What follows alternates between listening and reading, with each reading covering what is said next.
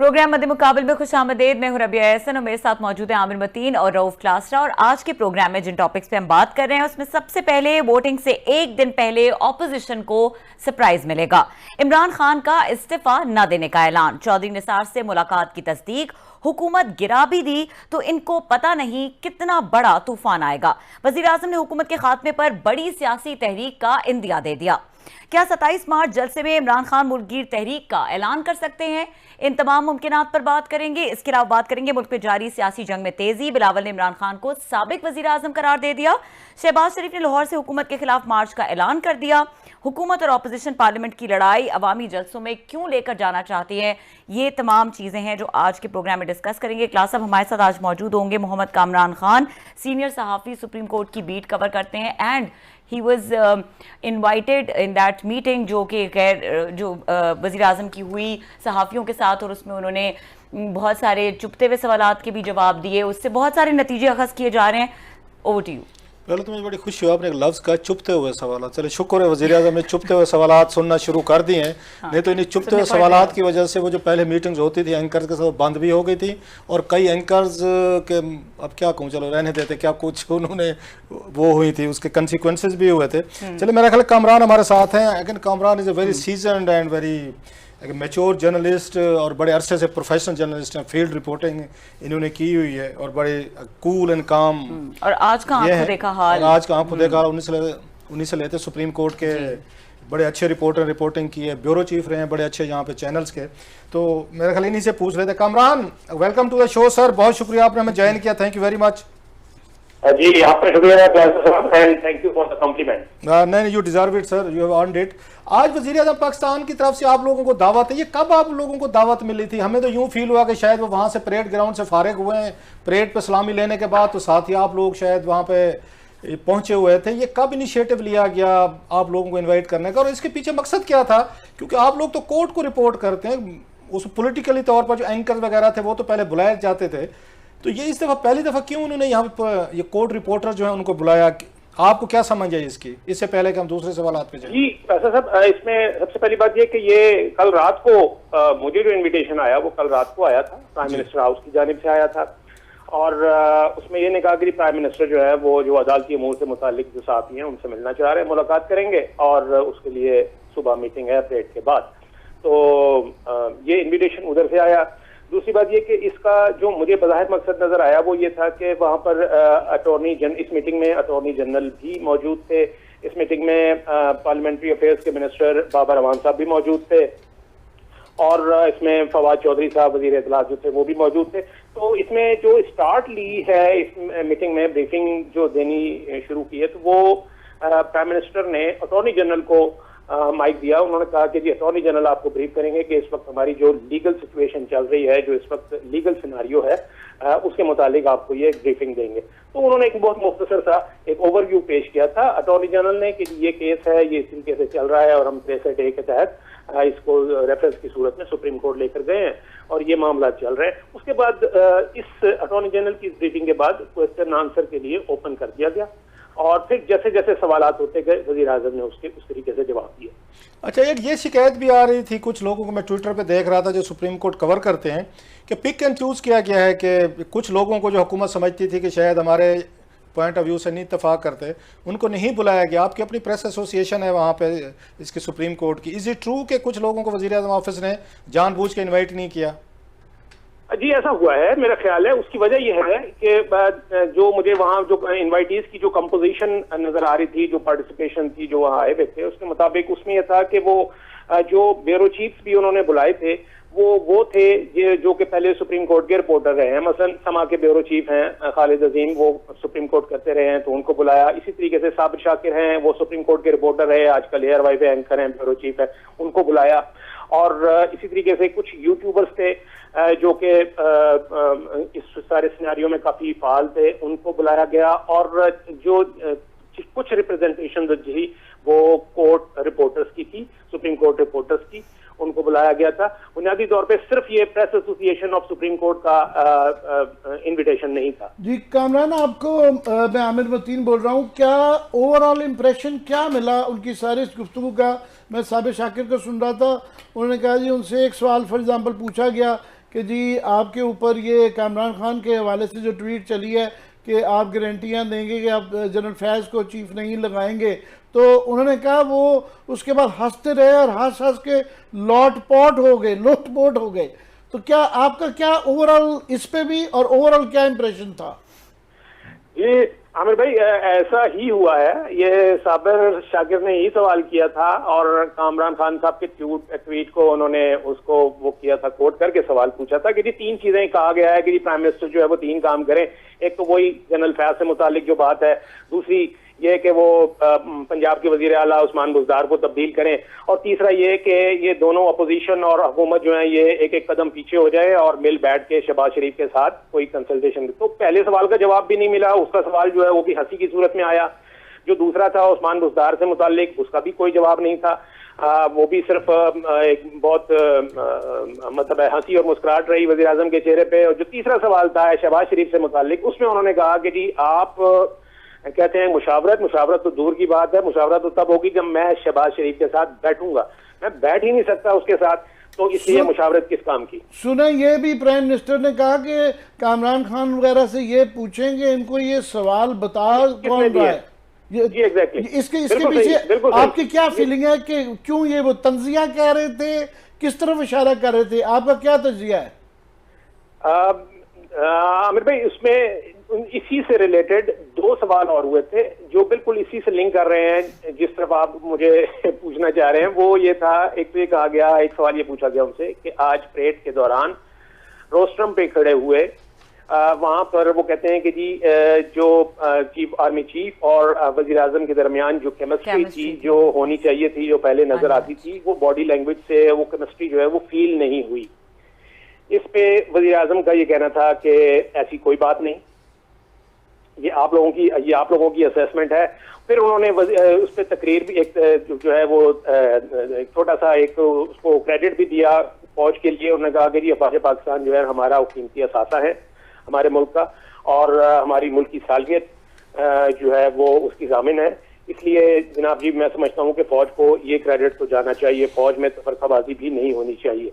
अब इसके अलावा फिर ये बात हुई है कि और एक मौके पर उन्होंने ये भी कहा कि जी कोई इख्तलाफ नहीं है, जो मुझे कह रहे हैं कि जी जनरल बाजवा और इनके दरमियान कोई इख्तलाफ है वजीर आजम के दरमियान, ऐसी बात नहीं है। इस पे एक किसी ने इंटरवीन किया, उन्होंने कहा कि इसका मतलब है आप एक पेज पर हैं अभी तक, तो इसका भी जवाब जो था वो नहीं था क्योंकि एक नया सवाल आ गया और फिर ये बात जो है यहीं पे खत्म हो गई।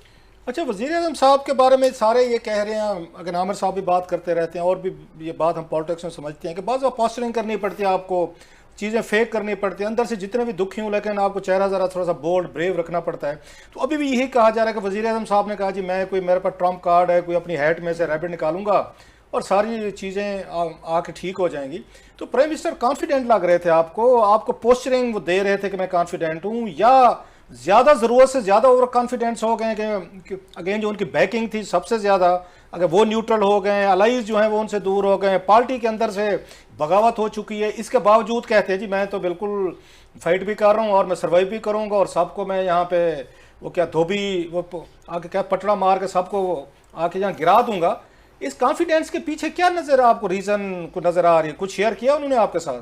क्या ऐसा उनके पास सीक्रेट वेपन है?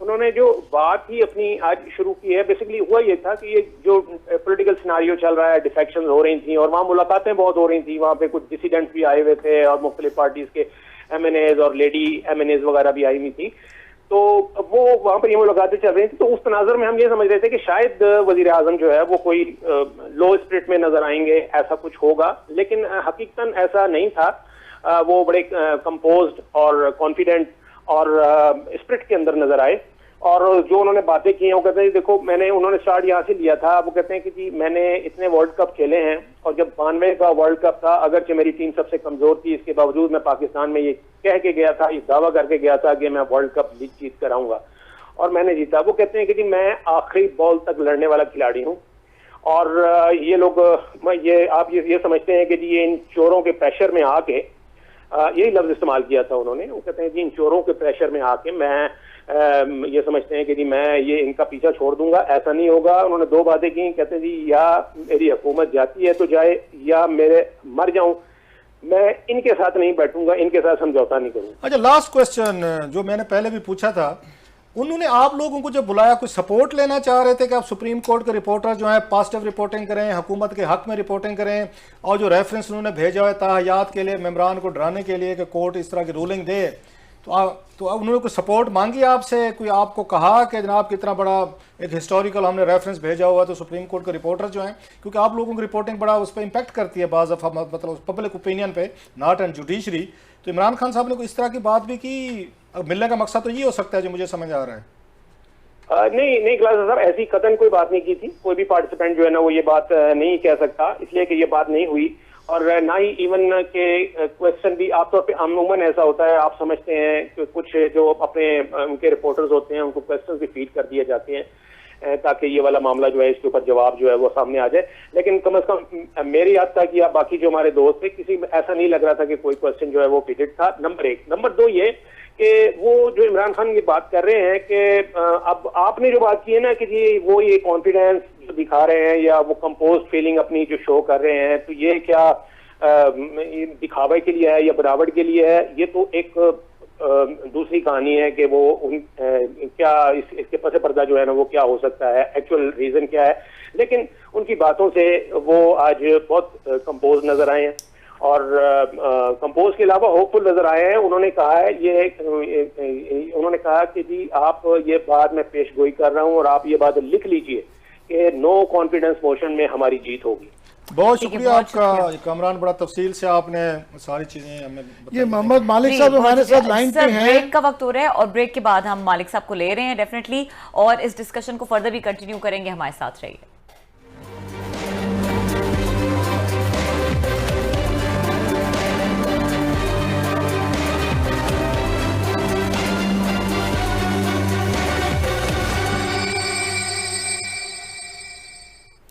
वेलकम बैक, और डिस्कशन को वहीं से कंटिन्यू करते हैं। हमारे साथ मोहम्मद मालिक साहब मौजूद हैं, सीनियर एंकर पर्सन और तजिया निगार हैं। मालिक साहब, आज की सिचुएशन सबसे वो जो कहते हैं ना कि हर तरफ यही सवाल गूंज रहा है, और वो सवाल यही है कि कौन सा ट्रम्प कार्ड है, एंड ओवरऑल जो मीटिंग हुई उसमें डिस्कशन हुई उसके ऊपर जो डिफरेंट एनालिसिस सामने आ रहा है, तो क्या वजह है इतनी होपफुल होने की प्राइम मिनिस्टर के?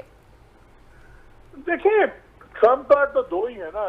एक तो ट्रम्प कार्ड वही है जिसको आज आपको बहुत खुल के बातें होनी शुरू हो गई हैं, जो इस्लामाबाद में पहले ड्राइंग रूम से बातें होती थी, अब बाहर होनी शुरू हो गई कि जी एक तो यह है कि प्राइम मिनिस्टर डी नोटिफाई कर दें, नया आर्मी चीफ अनाउंस कर दें, जिसमें फैज साहब का नाम बार बार आ रहा है, और कि जी फैज साहब को नॉमिनेट कर दें और फिर इंस्टीट्यूशन का कोई रिएक्शन होगा तो ऐसा कियोस होगा कि फिर everybody is a loser. When everybody is a loser then he is a winner. क्योंकि नंबर्स गेम जो आज के दिन है उसमें नंबर्स गेम में तो अभी तक ये नजर आ रहा है कि हुकूमत जीत नहीं रही। जितने लोग आपके मुनहरिफ थे 14 के 14, उसमें से एक ने भी दोबारा इस्लाम कबूल नहीं किया, सारे अपनी जगह पे खड़े हुए हैं। बल्कि 5-6 लोगों को हमने भी प्रोग्राम में लिया, मैंने सब ने और भी डिफाइंस शो की है। जो आपके एलाइज हैं, एलाइज बिल्कुल एक भी वापस नहीं आया, बल्कि अब बात ही हो रही कि शायद 26 को या 27 को अगले 3-4 दिनों में वो अनाउंस भी कर दें अपना ऑपोजिशन के लिए। तो एक तो ये ट्रम्प कार्ड की बात हो रही है। दूसरा एक गुफ्तगू चल रही है कि जी वीडियोस बने हुए हैं जिसमें सपोजिटली कोई मिनिस्टर्स हैं, 1-2 पीपल्स पार्टी के सिंध के, जो जी किसी प्राइवेट प्लेन से उतर रहे हैं और उन्होंने कोई बैग्स उठाए हुए हैं, बकौल इनके जी पैसों के बैग हैं, व्हाटएवर। इस किस्म की चीजें निकल रही हैं। लेकिन आई थिंक अगर ये खासियत समझ जाए कि बहुत बड़ा जलसा होगा, जलसा बहुत बड़ा होगा। आई वुड बी सरप्राइज अगर बहुत बड़ा जलसा ना हुआ। लेकिन उसका प्रेशर, वो पावर पॉलिटिक्स में उसका क्या असर होगा, I am not so sure. लेकिन लग ये रहा है कि खान साहब जो है आप पोस्ट वोट की पॉलिटिक्स में जा रहे हैं और वो एक नैरेटिव बिल्ड कर रहे हैं जिसमें स्पेसिफिक्स ना हो, मतलब महंगाई, इकोनॉमी, इसके बजाय एब्स्ट्रैक्ट पर्पसेस चलते हैं, नेशनल आइडेंटिटी और जी राइट एंड रॉन्ग, बुरा सच्चा, उस किस्म की चीजें जो जज्बाती ज्यादा हो और स्पेसिफिक्स में बातें कम हो। मालिक, तो ये काफी इंटरेस्टिंग टाइम्स हैं। मालिक, ये जो आप कह रहे हैं ना वीडियो वाली, ये प्राइम मिनिस्टर से आज सवाल किया गया था तो उन्होंने ये कहा कि ये शोभा इस तरह के काम मरियम बीबी करती हैं, मैं नहीं करता। तो इसका तो उन्होंने इनकार कर दिया। मगर आज सबसे बड़ा सवाल यही है कि वो प्राइम मिनिस्टर के बाद पास वो सिल्वर बुलेट क्या है जो कि पूरे मुल्क में सस्पेंस पड़ा हुआ है, जो उन्होंने कहा है कि 27 तारीख को वो अनाउंस करेंगे। तो एक तो ये जो आपने फरमाया है ये है, और ये बहुत ही मतलब ख़तरनाक चीज़ है कि वही we are back to 99 situation में जा सकते हैं। एक कॉन्स्टिट्यूशनल एडमिनिस्ट्रेटिव पॉलिटिकल क्राइसिस आ जाएगा कि उसके बाद फिर क्या होगा, ये होगा वो होगा। ये तो बहुत ही एक्सट्रीम है। दो चार छोटी मोटी और भी थियरीज चल रही हैं। कुछ ये भी डिस्कस हो रहा है कि जी ये चूँकि प्राइम मिनिस्टर ने एडमिट किया है कि उनकी चौधरी निसार से मुलाकात हुई है, तो शायद वो वहाँ पे वो भी कोई अपना चल रही है खबर कि शायद वो खुद भी या अपने किसी एक ग्रुप के साथ जो है ना फॉरवर्ड ब्लॉक की सूरत में जो है वो पेश हो जाएं। तीसरा ये है कि इतना बड़ा शो पावर हो कि उसके बाद वो फिर उससे वो उसको कैरी ऑन कर सकें। एक तो डराया जाए कि फिर जनाब ये क्या किया जाएगा। चौथा ये है कि जी शायद उनको ये भी अभी तक है उम्मीद कि क्योंकि अभी तक एलाइज ने रिज़ाइन नहीं किया, वो भी टाइम मांग रहे हैं, तो शायद मुनर्रिफ अफराद भी वापस आ जाएं, एलाइज भी आ जाएं और ये सारा धड़म करके बैठ जाए। तो ये वेरियस थियरीज में से आपको मोस्ट लाइकली कौन सी लगती है? देख आमिर, देखो आप कुछ वैसे हो रहे तो कुछ भी हो सकता है, लेकिन वन बाय वन जरा चीजें कर लें। अगर बहुत बड़ा शो होता है और पंजाब की सारी की ऑडियंस आती है, मुझे ये बताएं कि उसका एमक्यूएम की स्टेट पे क्या असर है। एमक्यूएम की सिंध की पॉलिटिक्स में है, एमक्यूएम की सबसे ज्यादा सीटें किसने ली हैं? पीपल्स पार्टी ने तो नहीं, शहर की सारी सीटें ली हैं पीटीआई ने। उनका तो अल्टीमेट एडवर्सरी जो सा है वो पीटीआई है। उन्होंने कोएग्जिस्ट करना है पीपीपी के साथ। अब पीपीपी ने क्लियर मैसेजेस दिए हैं कि हम आपके साथ लॉन्ग टर्म करना चाहते हैं, वोट और नो वोट हमें कोएग्जिस्ट करना है। और अर्बन रूरल की डिवाइड उसमें वहां पे है, और पीपीपी रियलाइज कर रही है कि हम we can't wish them away. तो long term natural alliance coexistence का पीपीपी और एमक्यूएम का बनता है, क्योंकि पीपीपी उनकी सीटें नहीं ले रही शहरों वाली, वो पीटीआई ने ली हुई है। एक तो वो उनका बनता ही लॉजिक दूसरी तरफ जाने का है। बाप वालों का ताल्लुक पंजाब की पॉलिटिक्स से नहीं है, उनकी पॉलिटिक्स या बलूचिस्तान की या पिंडी की पॉलिटिक्स है। इसलिए जलसा उन पर क्या असरअंदाज होगा, जैसे बाप बनी थी बाप खत्म हो जाएगी, उस तरह की माँ बन जाएगी, कोई और बहन बन जाएगी, उस तरह की पार्टी बन जाएगी। तो इसलिए उनका भी जलसे से कोई फर्क नहीं पड़ता। तो ये जो दो तीन आपकी मेन है पीएमएलक्यू में अगर आपने चौधरी निसार को कोई स्टेटस देना, चीज देनी है, तो पीएमएलक्यू को ना शॉर्ट टर्म पे कुछ मिल रहा है आपसे, लॉन्ग टर्म में उन्होंने पीएमएलएन के साथ चलना ही चलना है। बिकॉज अगर उनके साथ चीफ मिनिस्टर पंजाब चौधरी निसार कोई नहीं है सर। मैं वैसे एज अ क्वेश्चन पूछ रहा हूँ कि is there a possibility of that? मुझे आप बताएं what is Chaudhary Nisar doing to the party. मेरी आज बात हो रही थी ग्रीन ग्रुप के बड़े सीनियर दो बंदों से, और वन ऑफ द पर्सन है जो कॉन्टैक्ट भी है और वही सारा मैनेज कर रहा है। उन्होंने कहा मालिक भाई मुझे ये बताएं, हम पागल हैं, हम इसको किस बात पे चौधरी बनाएं, ये लाता क्या है? बकौल उसके वर्ड।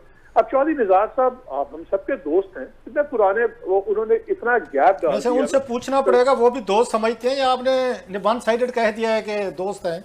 चौधरी साहब बड़े आप पता है सबके दोस्त हैं, किसी के भी दोस्त नहीं हैं। वो हर गैर को दोस्त समझते भी नहीं है, वो बड़ा एक उनका मखसूस स्टाइल है। सारे हमारे दोस्त हैं, हमारी किसी से दुश्मनी तो नहीं है, सबसे उठना बैठना होता है। सही है। लेकिन पावर पॉलिटिक्स में या किसी पॉलिटिक्स में आप बताओ, you have to bring something to the table ना। इस वक्त चौधरी साहब टेबल पे लाते क्या है? अच्छा मालिक साहब आगे चलते हैं, थोड़ा सा चौधरी साहब से थोड़ा आगे मूव करते हैं। अभी जो आपने सिनेरियो बिल्ड किया है, मतलब 12 अक्टूबर 1999 वाला, ये क्या मसला है? मतलब है आपने क्योंकि बात की है, बड़ी इंपॉर्टेंट है और आपका बड़ा तजर्बा है, यहाँ पे 30+ ईयर्स हैं हुकूमतें, आपने आते जाते बनते बिगड़ते आपने सारी चीज़ें देखी हुई हैं, सो आपकी बात को हम लाइटली नहीं ले सकते। इमरान खान साहब के पास और तो कुछ नहीं रहेगा इसी के अलावा जो बात आप कह रहे हैं। क्या वो केपेबल हैं वो नवाज शरीफ वाला फैसला करने वाला जो नवाज शरीफ साहब ने किया था ना 12 अक्टूबर को? इमरान खान साहब ऐसा कर सकते हैं? उसके अगेन इसके होंगे कंसिक्वेंसेज होंगे और खास मेरा ख्याल जैसे आमिर ने कहा डिजास्टर्स होंगे। देखें अगर वो कर देते, करने को इंसान कोई भी कर सकता है, लेकिन ना वो पहले पॉलिटिशियन होंगे who might have punched above his weight, ना वो आखिरी होंगे। देखें ह्यूमन मिस्टेक्स ही होती है ना। हमने देखा कि इमरान खान साहब ने अपने आप को टोटली री इन्वेंट किया to become a prime minister. Prime minister बनने के लिए उन्होंने अपनी आप शख्सियत को टोटली बदला। मेरा ख्याल है वो प्राइम मिनिस्टर रहने के लिए भी किसी भी एक्सट्रीम पे जाएंगे। और इमरान खान साहब की एक चीज तो है, आप देखें वो सबसे ज्यादा कंफर्टेबल होते हैं कॉन्सेंट्रेशन के माहौल में।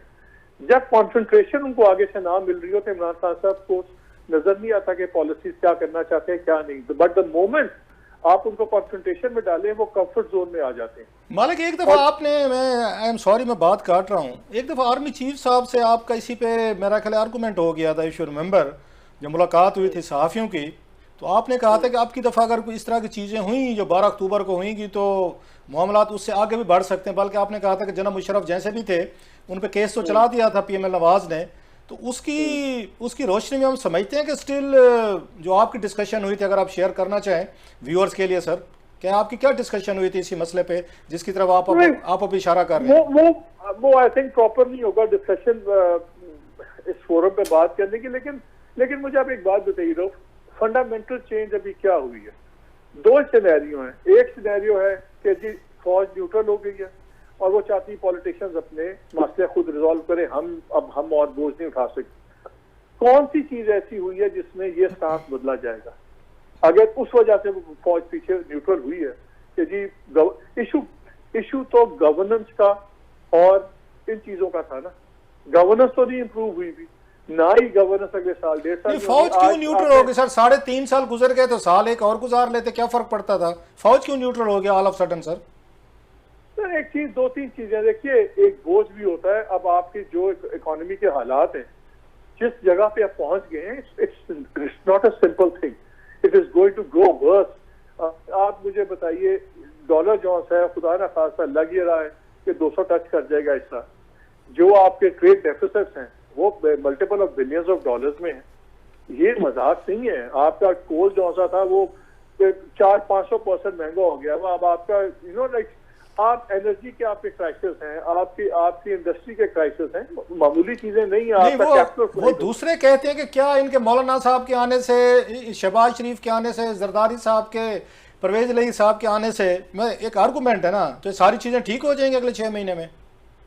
मुझे एक बात बताइए, अगर आपका इंस्टीट्यूशन आपके साथ चल रहा था 3 साल से, बार बार आपको चीजें पॉइंट आउट कर रहे थे और आपको करेक्टिव मेजर्स भी सजेस्ट कर रहे थे, और आप अगर उनसे वादे करके और वो करेक्टिव मेजर्स ना करें तो कहीं ना कहीं तो फिर एक रबर बैंड, जितना मर्जी आप सेट कर लें, एक रबर बैंड एक पॉइंट पे आके टूट जाता है। I think that thing has happened. मुझे आप बताइए, आज वो मैं उनका सुन रहा था साबिर शाकिर का प्रोग्राम, उसका मैंने क्लिप चलाया भी अपने शो में, जहाँ पे वो बता रहे थे कि जी मैंने सवाल किया था प्राइम मिनिस्टर से बुज़दार के ऊपर कि जी वो इमरान खान ने अपना एक वीलॉग किया है, उसमें 4 चीजें प्रेजेंट की हैं। तो जब मैंने बात हुई जनरल फैज की तो वो क्या मार के इतना हंसे कि उनकी आंखों में आंसू से आ गए। फिर मैंने बुज़दार की बात की, तब्दीली की, तो तब भी वो हंस के लोटपोट हो गए। मुझे नहीं समझ आ रही। अभी हम ये सारा डिस्कस कर रहे थे, मगर थोड़ा सा ये जो बड़ा ही खौफनाक सिनारियो है, क्योंकि इसके बहुत ही कॉन्सिक्वेंसेस जो हैं सीरियस हैं, मगर एक 99 के कॉन्टेक्स्ट में और आपके कॉन्टेक्स्ट में जो ऑब्वियस 2-3 फ़र्क नज़र आते हैं, वो एक तो ये है कि मुशर्रफ साहब उस वक्त जो थे उनका भी टेन्योर कंप्लीट नहीं हुआ था, और दूसरा ये है कि वो जो अनाउंसमेंट की गई थी प्राइम मिनिस्टर उस वक्त के नवाज शरीफ साहब ने, वो टीवी पे की गई थी। और ये जब इतने 1 लाख या 2 लाख 10 लाख पता नहीं कितने मजमे के अंदर जब की जाएगी, एंड राइट आउटसाइड GHQ, तो वो तो मेरे लिए इमेजिन करना ही कि वो उस क्राउड के अंदर इस तरह की अनाउंसमेंट करना, वो तो मेरे लिए तो इमेजिन करना भी बड़ा मुश्किल हो रहा है। देखिए, पहली बात हम तो 2 सिनेरियोस पेश कर रहे हैं ना, हमें तो नहीं पता कि ऐसी बात सोच भी रहे हैं कि नहीं सोच रहे हैं। आपने कर दी, मैं तो बड़े इशारे किनारों में ये बातें कर रहा था। नहीं, मैं सिंपल सी एक बात करते हैं कि एक फर्क तो आ गया हुआ हमें। पहले ये एक बहस चल रही थी काफी अर्से से कि जी क्या आर्मी चीफ की फिर एक्सटेंशन होगी कि नहीं होगी 2 साल की, क्या वो लेना चाहते हैं कि नहीं। अब इतवार जो ये है कि उन्होंने बड़ा कैटेगोरिकली अनइक्विवोकली उन्होंने अपने कोर कमांडर्स को बार बार ये कह दिया कि दुनिया इधर किधर हो जाए, आई डोंट वांट एन एक्सटेंशन। ये चीज गवर्नमेंट को भी पहुंचा दी गई है कि जी I don't want an extension. पहले शायद इश्यू होता Imran Khan versus Qamar Bajwa, now it would be Imran Khan versus institution.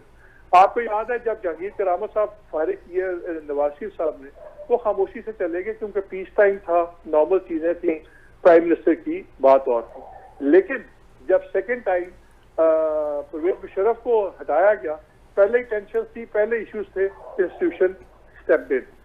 I think अल्लाह रहम करे, आई डोंट थिंक वैसे कि ये होगा, बट अगर प्राइम मिनिस्टर इस तरह की किस्म की चीज पब्लिकली करते हैं, things could easily go south, because फिर चीजें जो अभी तक बिहाइंड द सीन्स वेल में सर्टन चीजें हो जाती हैं, फिर तो हर इदारे को, हर चाहे वो असेंबली है, चाहे फौज है, चाहे कोई और है, सबको फिर खुल के सामने आना पड़ेगा, और वो कभी भी मुल्क के लिए अच्छा नहीं होगा। बहुत शुक्रिया, बहुत शुक्रिया मालिक साहब, thank you very much.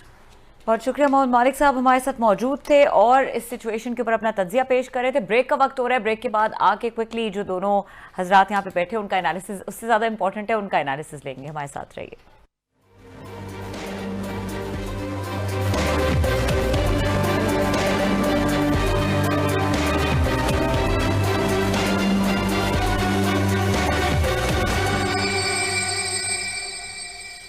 Welcome back. Aamir साहब, इमरान खान जिस तरह अपने आप को डिफेंड कर रहे हैं, तो तीन तरह से, एक तो वो अवाम के जोर पे, एक डरावों के जोर पे, और तीसरा जो लीगल एस्पेक्ट है, ये क्या कह रहे हैं? जी, इस वक्त सारी नज़रें जो इस क्राइसिस के अंदर ना सुप्रीम कोर्ट में हैं, क्योंकि सुप्रीम कोर्ट ने ये फैसला करना है, पहले नंबर 1 कि ये जो अगर कोई फ्लोर क्रॉस करता है, मुनहरफ जो डिसिडेंट्स हैं, तो इनको जो बैन इन पे लगेगा वो ताहयात होगा, क्योंकि ताहयात से एक तासुर ये है कि फिर ये शायद डर जाएंगे और ये वापस आ जाएंगे, कोई भी सियासत नहीं छोड़ना चाहता। दूसरा, ये हमेशा के लिए डर रहेगा, क्योंकि इतनी बेशर्मी से ये हॉर्स ट्रेडिंग हो रही है और कोई इसके ऊपर कोई चीज़ को फ़र्क नहीं पड़ रहा और ये चीज़ नहीं रुक रही। तो सुप्रीम कोर्ट के ऊपर ये जिम्मेदारी आ गई है कि ये सिर्फ लीगल केस नहीं है, उनको एक एनवायरनमेंट भी देखना है कि जिसके अंदर ये बेईमानी खुल के जो हो रही है की जाए। बाय द वे, मैं ये बताता रहता हूँ कि 14वीं तरमीम में नवाज शरीफ ने इससे भी ज़्यादा सख्त फ्लोर क्रॉसिंग के ख़िलाफ़ जो है वो तरामीम लाए थे, मगर उसके बावजूद नवाज शरीफ की 2/3 मेजॉरिटी के होने के बावजूद जो है वो बच नहीं सका था, चला गया था। दूसरा वहाँ पे है कि एक सवाल उनके आगे जो पेश किया गया है कि वोट जो है, अगर ये फॉर एग्जांपल फ्लोर क्रॉस कर लेते हैं तो क्या स्पीकर के पास इख्तियार है कि वो वोट काउंट ही ना करे। और तीसरा वहाँ पे एक जो बहुत बड़ा इशू आ गया है कि जनरल जस्टिस फाइज ईसा साहब ने एक दरख्वास्त दायर कर दी है कि जनाब मुझे जो ये तरीक़ाकार किया गया है, अमंग अदर थिंग्स, कि बेंच की तश्कील जो है वो उसको चैलेंज, उसके ऊपर जो है ना तनकीद की है। अब यह है कि कई दहाइयों से ये सिलसिला चल रहा था, जस्टिस फाइज ईसा को भी इस मौके पे ही करना था, क्योंकि याद रहे कि इस वक्त सीनियरिटी में वो खुद दूसरे नंबर पे हैं, तो एक लिहाज से पता नहीं शायद वो ये कहने कि मुझे क्यों नहीं इस बेंच में डाला। दूसरा ये है कि उससे वो खुद जब चीफ जस्टिस बनेंगे इसके बाद नेक्स्ट सितंबर में, तो वो ये करना चाहे तो कर लें, अच्छी चीज़ है मेरा ख्याल, मगर रवायत यही चलती आ रही है। मगर उससे बेंच से, सारे बेंच के ऊपर एक किस्म का थोड़ा सा सवाल, प्रेशर आ जाता है, सवाल आ जाता है कि शायद ये बेंच की तश्कील जो है कोई इंजीनियर की गई हुई है, ये इसी उससे वो वाला है। फाइनली मेरा ख्याल है पीडीएम वाले भी जो 2 दिन का इंतजार सारे कर रहे हैं, वो भी सुप्रीम कोर्ट के फैसले की तरफ देख रहे हैं कि देख रहे हैं वहाँ से क्या फैसला आता है। एलाइज भी उधर देख रहे हैं और पीडीएम वालों ने भी जो 2 दिन के लिए अपनी पोस्टपोन कर दी है, आगे ले गए हैं जलसा, तो उसकी एक वजह यह भी हो सकती है कि all eyes are on supreme court. जी क्लास साहब, आखिरी 2-3 मिनट है, कैसे थोड़ी सी एक यहाँ पे ना जो प्रॉब्लम इस वक्त आ रहा है कि एक बड़ा हाई मॉरल ग्राउंड पे डिबेट हो रही है सारी, कि लोटे हैं, बेच रहे हैं, भला भला, लिहाजा इनको ताहयात वो कर दिया जाए। फिर ये कॉन्स्टिट्यूशन की जो स्पिरिट है ना, फिर इसको चेंज करना पड़ेगा आपको, और सुप्रीम कोर्ट मेरा नहीं ख्याल डिफाइन कर पाएगी, वो फिर भी नहीं पे छोड़ेगी कि आप जाएं लिख दें, एक 1 लाइनर लिखना है आपने कि in the prime minister of Pakistan के खिलाफ कोई तरह की अदमत पेश ही नहीं हो सकती। आपने ये क्यों रखे हुए हैं, रास्ते रखे हुए हैं कि जनाब के प्राइम मिनिस्टर ऑफ पाकिस्तान के खिलाफ मोशन भी आ सकती है। मतलब मुझे नहीं समझ आ रही, जिन लोगों ने बैठ के, सियाने लोग हैं, हम तो बिल्कुल नालायक निकम्मे हैं भी, अगर आप प्राइम मिनिस्टर को बचाना चाहते हैं, जो उनकी पार्टी के खिलाफ वोट डालेगा वो ताहजाद नाअहल हो जाएगा, तो भाई साहब इतना बड़ा मेला सजाने की जरूरत क्या है? वन लाइनर डाल दें उसमें कि जो प्राइम मिनिस्टर पाकिस्तान आ रहे हैं, हिज एक्सीलेंसी आ रहे हैं, किंग्स का दौर वापस आ गया, बादशाह सलामत आ गए, बादशाह सलामत 5 साल बैठे हुए हैं, अच्छा करें बुरा करें, फांसियां लगाएं, ला बनाएं, कानून बनाएं, फाशिज्म करें, जो कुछ करें, उनके खिलाफ ना कोई आवाज उठाएगा, ना बात करेगा, ना वोट देगा, सीधा सीधा वो डिस्क्वालीफाई होगा। फिर आप उसके जमहूरी प्रोसेस की जो आपको स्पेस प्रोवाइड करता है किसी पार्लियामेंट के अंदर कि अपने प्राइम मिनिस्टर पर बात कर सकें, अपने वजीरों की कारकर्दगी पे बात कर सकें, अगर आपको फील होता है कि आपका प्राइम मिनिस्टर जो है डिलीवर नहीं कर पा रहा जो एक्सपेक्टेशन थी, व्हाटएवर, आप उसके खिलाफ खड़े होकर वोट काउंट करवा सकें, ये रास्ता अगर आप बंद कर रहे हैं तो ये जहन में रखें, फिर आप सदारती निज़ाम की तरफ जा रहे हैं, नंबर 1, आप फाशिज्म की तरफ जा रहे हैं, डिबेट को ख़त्म करने की तरफ जा रहे हैं। फिर प्राइम मिनिस्टर इतना पावरफुल होगा कि आपका हाउस, जो माजी में ये कुछ हमने देखा है, मतलब नवाज शरीफ साहब की जिनकी बात का 2/3 थे ना, उनके पास रास्ता नहीं था, उन्होंने ऐसे ऐसे काम किया कि अल्टीमेटली वो मार्शल लगवाया 10 साल के लिए भुगता हमने। सो ये चीज़ सुप्रीम कोर्ट को देखनी होगी कि कितनी स्पेस आपने MNAs को एक डेमोक्रेटिक कल्चर में देनी है। अगर आपने उनको जिप कर देना है तो एक सुप्रीम कोर्ट आर्डर जारी करे कि जनाब आप लॉ बनाएं, माजी में भी होता रहे वो आर्डर, वो देते रहे कि कानून बनाएं कि वजीर आजम के खिलाफ तरीके एतमाद पेश नहीं हो सकती। एक तरफ कानून प्रोवाइड कर रहा है कि वजीर आजम के खिलाफ तरीके एतमाद पेश हो सकती है, दूसरी तरफ कानून ये भी कह रहा है आपने किया तो डिस्क्वालीफाई हो जाएंगे। अगली स्टेज पे वो चले गए, नहीं जी सुप्रीम कोर्ट जाते हैं, वहां से मुस्तकिल डिस्क्वालीफाई करा दे। भाई साहब मुझे नहीं समझ आ रही, इतनी बड़ी कंट्राडिक्शन है। अलाउ भी किया जा रहा है, ना करें अलाउ, साथ में सजाएं भी तजवीज की जा रही, मतलब ये कानून की समझ नहीं आ रही। अमेरिका में और यूरोप में आप बिल्कुल सही कह रहे हैं, बरतानिया में भी जहाँ से हमने ये पार्लियामेंट्री निज़ाम लिया है, उनके यहाँ अलाउड है ये, आप डाल सकते हैं, अपने प्राइम मिनिस्टर के खिलाफ भी वोट डाल सकते हैं, मगर वहाँ कभी ना कोई पकड़ा गया है, ना कभी शक होता है कि इसने पैसे लेके किए हैं। यहाँ कुरान की कस्में खा के लोगों की वीडियोस आई हुई है नोट गिनते हुए। और क्या जो मौजूदा लोग बैठे हुए हुकूमत है ना आपकी दफा, इनके पास कोई सबूत है? तो बाजी में ये सबूत मैं बता रहा हूँ ना, नोटों गिनने की वीडियोस हैं भाई, वो इन्हीं के लोग थे, आपके मेरे तो नहीं थे। इमरान खान साहब लाए थे ना, ये चुन के फरिश्ते लाए थे, आप और मुझसे नहीं पूछा गया था। इनके फरिश्ते बिक जाए, चीजें बिक जाए। मेरा सिंपल ये है, अगर तरीके एतमाद का रास्ता बंद करना है तो फिर कानून को चेंज कर दें। इतने बड़े लंबे प्रोसीजर में जाने की क्या जरूरत है? बाकी है जिसमें ये देखा जा सकता है कि किस किस्म का फैसला आता है, किस किस्म की सिचुएशन आगे फर्दर डेवलप होती है। प्रोग्राम देखने के लिए शुक्रिया, इजाजत दीजिए, अल्लाह।